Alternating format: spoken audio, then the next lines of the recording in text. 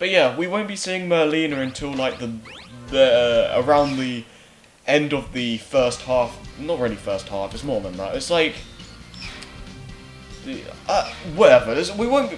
Regardless of such, we won't be seeing Merlina again until like near the end of the game where we have to rematch King Arthur again. So yeah, now we're actually going for the main, like going for a real level, I guess, for lack of a better word.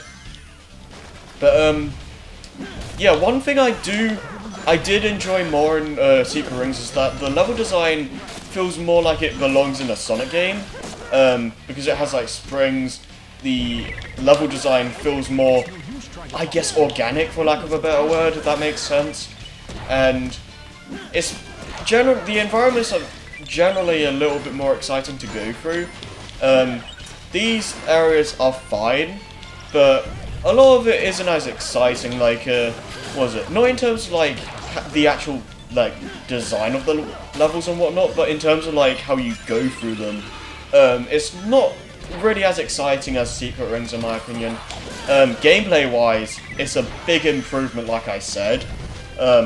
You're not like it's not like a pain to back up anymore and stuff like that. But in terms of like general level design, I think Secret Rings had it a little bit better. But that's just me. If you were to like mix Black Knight's gameplay style with Secret Rings level design, I think you'd have a really good Sonic game, in my opinion. So, but yeah, this is definitely trying something a lot different. So I can understand why it's kind of a different type of style for Sonic that we haven't seen before. So I kind of get why the level design is not like a main Sonic game or whatever. Like, I'm not saying that I don't like the levels here. Like, far from it. I think they're really fun to play, but in terms of, like, just comparing the level designs to Secret Rings, I think Secret Rings had a better grasp on, like, what Sonic level design, like, should be. But, you know, that's just me. Because I feel that there's not a lot of interaction in these stages. It's a lot of just fighting and occasional level gimmicks here and there. Like, it works fine enough, but I would have preferred if there was more meat to the game, more meat to the levels. I've never seen one that talks before. Oh, it talks all right. And this little piece here is Believe in Myself, I'm pretty sure.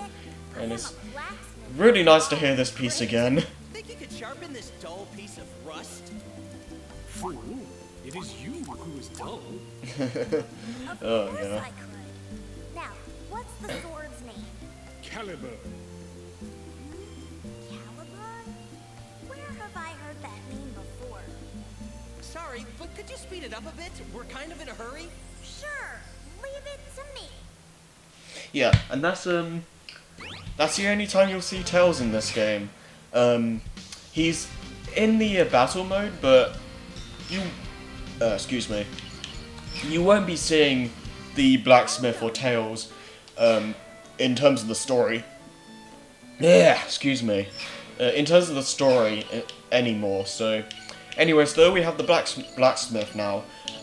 Equipment is basically pick an item that you've received from like a mission and stuff that you get from like you get at the end of a stage where you basically I already mentioned it, but you go to the end of a mission and you identify the items you want, and some of them become equipment like these two here. So what is it?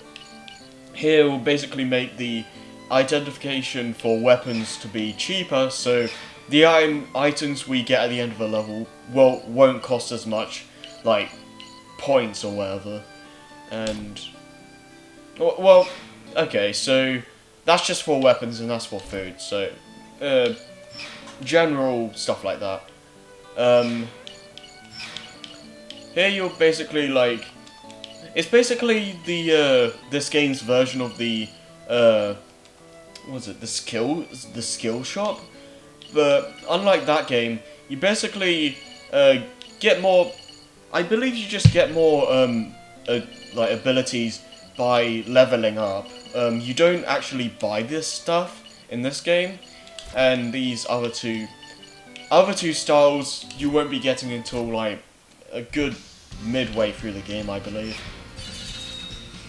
But yeah, the blacksmith is kind of basic now, but oh, believe me, it's gonna get a lot more complex later on, much later on though.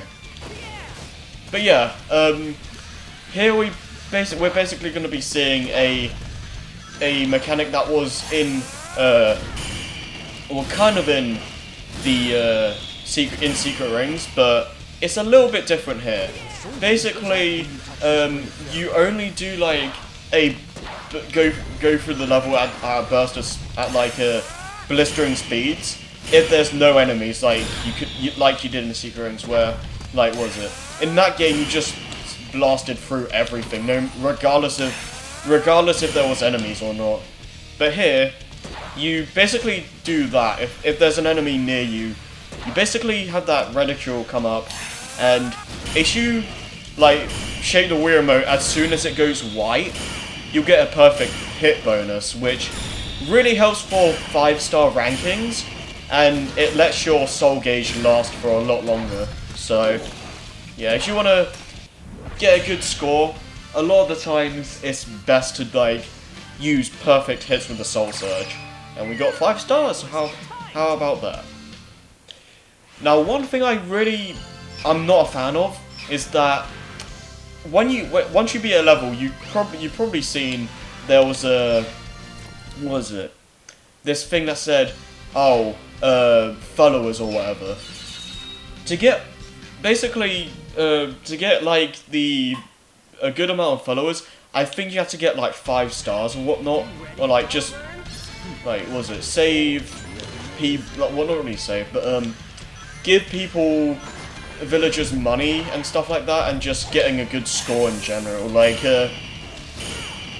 I'm fine with that mechanic, but I wish they could have made it so it's possible to get all of the followers in a level in one go. Because in order to get all the followers in a mission, you have to keep on replaying it over and over and over again, and it can get really, really tedious, especially if it's a mission you dislike. Because I've gone through all of that stuff, and it's not the worst thing ever. Like I'd gladly do that over playing like 06 or something again, but it's definitely not the best way they could have handled it. Yeah, look, yeah, see down there, followers gained, 22 out of 200. Now that's the 200 for that level in specific. You won't be seeing that like the same count in any other mission. Like, what was it? I have 22 here, but in like one in Misty Lake, for instance, I could get like I could have had like 15 or something. Like the amount of followers the max amount of followers in a mission varies, but I'm just not a fan of having to replay missions over and over again to get that max amount. It's really just there if you want to get like the best level in the game, but it really could have been designed a lot better. And here we have the Great Deku Tree in the background. But yeah, this is an instance where you're basically just waiting for the enemy to attack, well, get close to you rather, and you're on an on-rails section basically. If this game wasn't on rails enough. Yeah. Like one thing like that's coming back to my point earlier. I'm not too big on the storybook games being linear, because I would really like to explore these worlds, because they look really nice. Like this game and we're playing Black Knight. This game and Secret Rings look really nice for the Wii, and I would love to be able to explore these environments. And it's really kind of a shame that you can't go ahead and do that. Because I'd like to explore this area here. Like, you kind of just follow the game's path, and while the pathway that the game has is fun enough, I really would have preferred to explore the areas to my heart's content and just go about it my way, I guess. Like it doesn't was it just kill the game for me? Like it's perfectly fine as it is, but I greatly would have appreciated if you could explore these areas. But oh well. Like I said, I'm not gonna like say the game's bad because of it, but it's just really personal opinion, really. But here we have like a giving money to the poor, I guess. Or however you want to put that.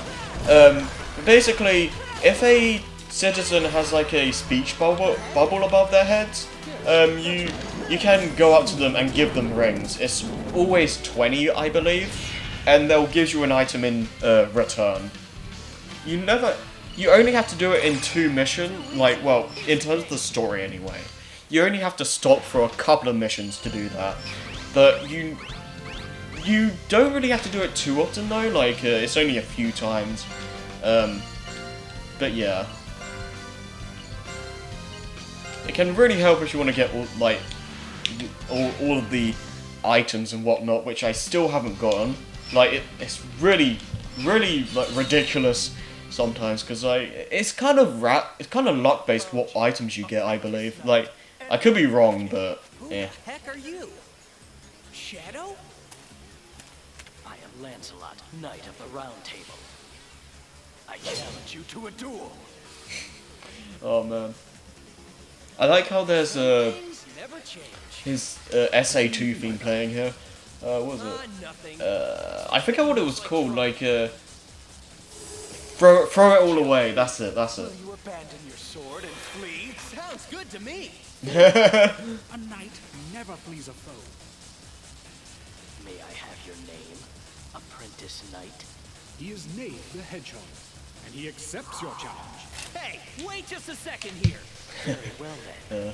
But yeah, I like these cutscenes because there's more stuff going on now. It's actually the dialogue doesn't feel like boring, I guess. Like the story in Secret Rings was fine, but a lot of the dialogue was just really kind of eh. And he's done. That was kind of a fail on my behalf, getting hit, but I mistimed a backflip. Too easy. Piece of cake.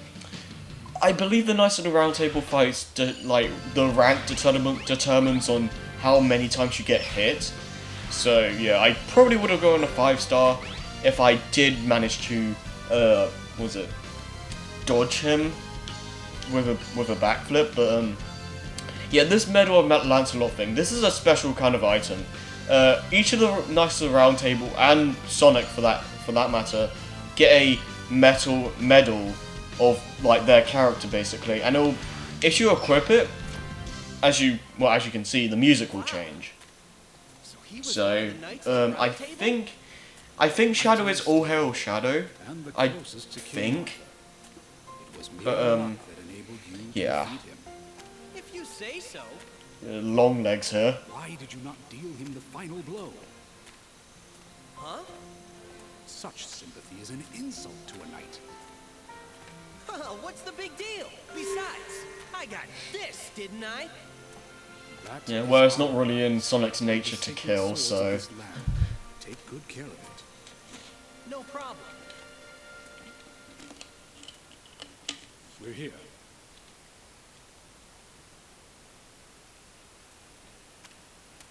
I've been waiting for you, knight from another world. Whoa!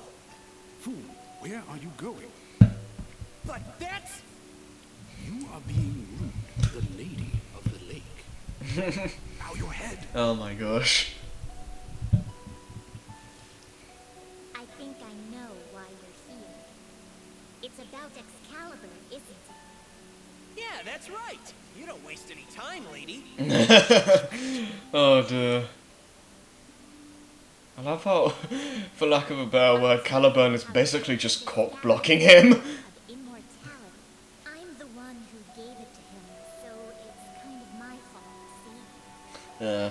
But still, Still what? Whoever defeats King Arthur and takes his scabbard might end up turning out the same way, right? I see. So, I have 3 tests for you. Would you like to hear them? Sure, fire away. First, free the innocents from King Arthur's dungeon. Second, offer compassion to those in need. Third, defeat King Arthur's Knights of the Underworld. You have 3 days. Oh, we're in Majora's Mask then, are we? Well, I'm not complaining. She's only gonna Majora's take Mask the is one of my secret to a favourite true Zeldas, so Are you Yeah. up to the task? It will not be easy. yeah. knight. Ha! I'm the world's fastest hedgehog. Check it out. You'll be calling me sir before you know it. I love how Caliburn's just like, I don't think so. What was it? Yeah, one thing I really like more so in this game than Secret Rings is that you won't be seeing bonus missions until like you fight King Arthur again, I believe, or around that point in time. So it's so because of that, it's a lot easier to know like what the right mission is to do for the story. So right here, we have to do all 4 of these missions that we have, and it's so much easier to know like what you need to do. So basically here, you basically just hold on to these rings, try not to get hit like Caliburn said, and you'll eventually come up to townspeople that need rings basically. So basically do what the commands say, and you'll give them the money. Now you can actually get a what was it? An ability where you can like, what was it? Get the, oh come on please. Dang it. Okay, let's restart that. But no, there's an ability you can unlock later in the game, which basically makes it so when you pass citizens, you'll instantly like give them the money. You can like, you don't have to have it because like you could potentially like not want to do that and waste your rings, but it can be really helpful if you don't want to stop and like do these button inputs.